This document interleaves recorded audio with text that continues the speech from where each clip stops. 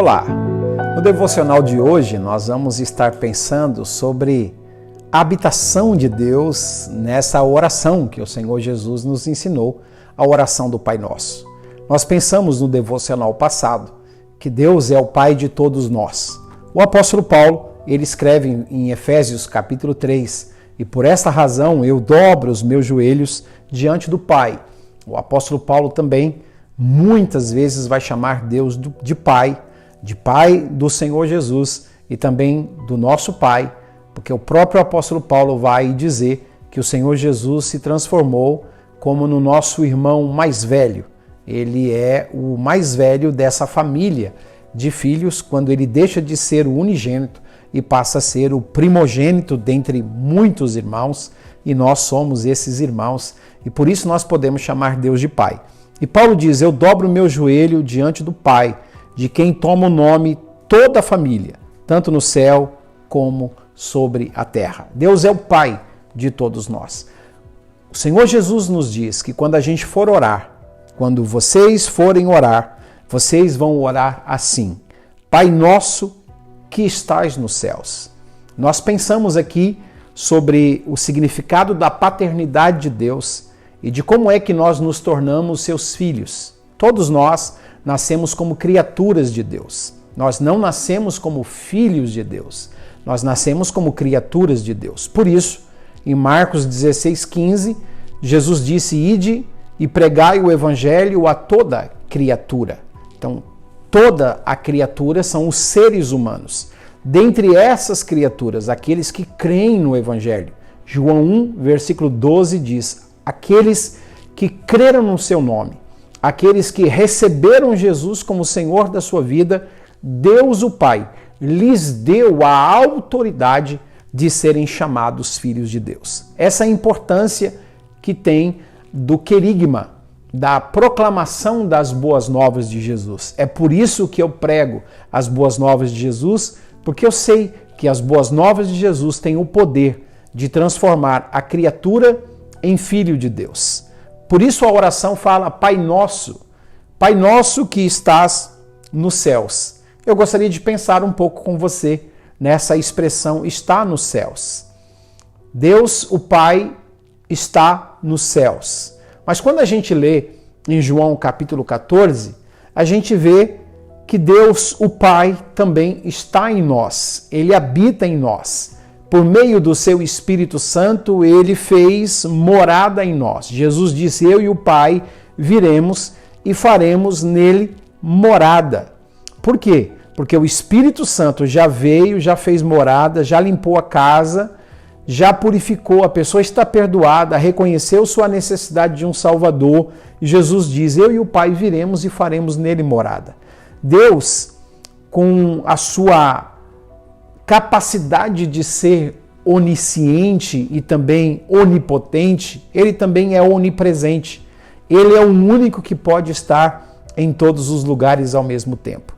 E quando a gente lê Pai Nosso que está nos céus, a gente começa a imaginar as dimensões que existem dos céus. A gente vai ler na Bíblia, por exemplo, a expressão: os céus dos céus não te podem conter.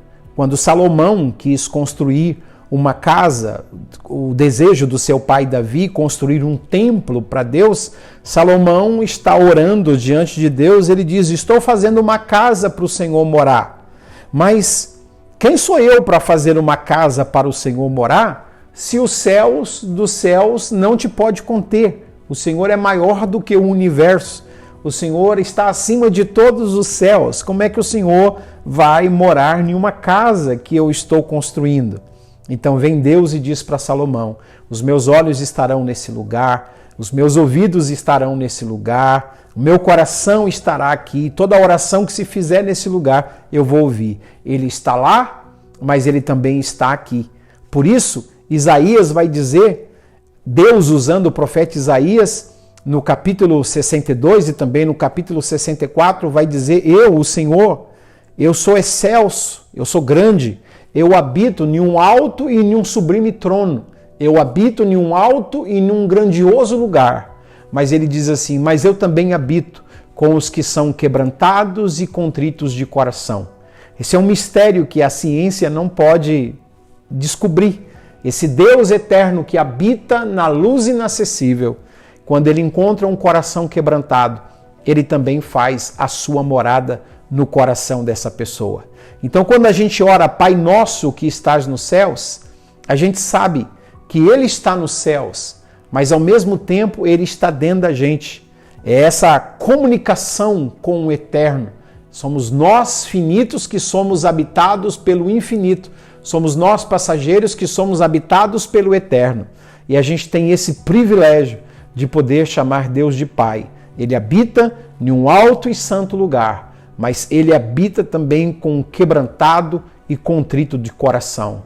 Esse é um mistério extraordinário, que você está falando com Deus que está nos céus, mas enquanto você está falando com Ele, você sabe que Ele está presente, você sabe que Ele está ali com você, você sabe que Ele não apenas está do seu lado, Ele está dentro de você e o próprio Espírito Santo vai testificando com o seu espírito de que você é filho de Deus. Por isso, Paulo diz, todos aqueles que são guiados pelo Espírito de Deus, esses também são filhos de Deus. É uma coisa extraordinária. Quando a gente lê a Bíblia, a gente percebe nos escritos do Novo Testamento que nós temos pelo menos 3 céus revelados na Bíblia.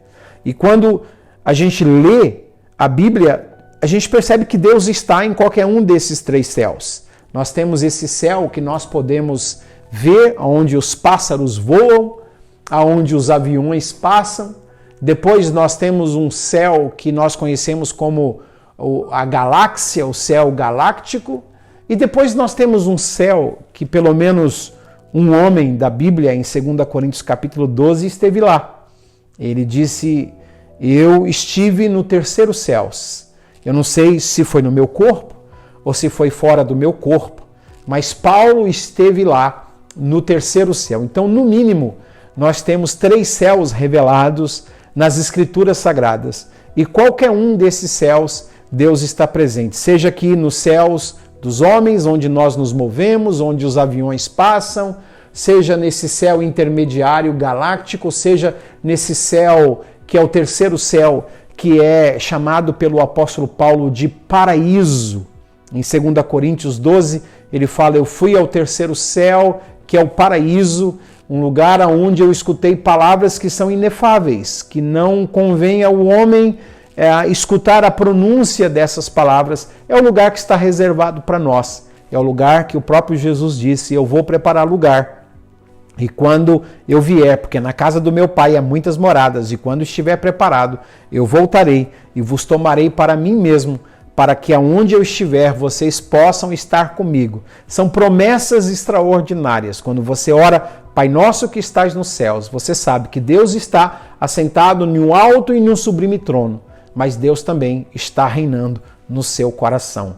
Você pode viver com esse reinado de Deus, o Pai, essa presença de Deus, o Pai, o tempo todo em sua vida. Andando de bicicleta, Deus está com você. Pulando de paraquedas, Deus está com você. Entrando em um trem, em um ônibus, em um carro para ir trabalhar, Deus está com você. Ele nunca deixa o seu trono celestial, mas Ele também nunca deixa de viver dentro do seu coração. Não é maravilhoso esse mistério da onipresença de Deus, que Ele está em todo lugar ao mesmo tempo e principalmente no coração de pessoas que o receberam como Senhor e como Salvador, que tem o seu coração quebrantado e o seu espírito contrito?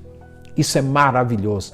Deus abençoe a sua vida. Não deixe de compartilhar esse devocional. Nós vamos estar aprendendo muito mais nessa série, aprendendo a orar com Jesus, a oração do Pai Nosso. Grande abraço, na paz de Jesus.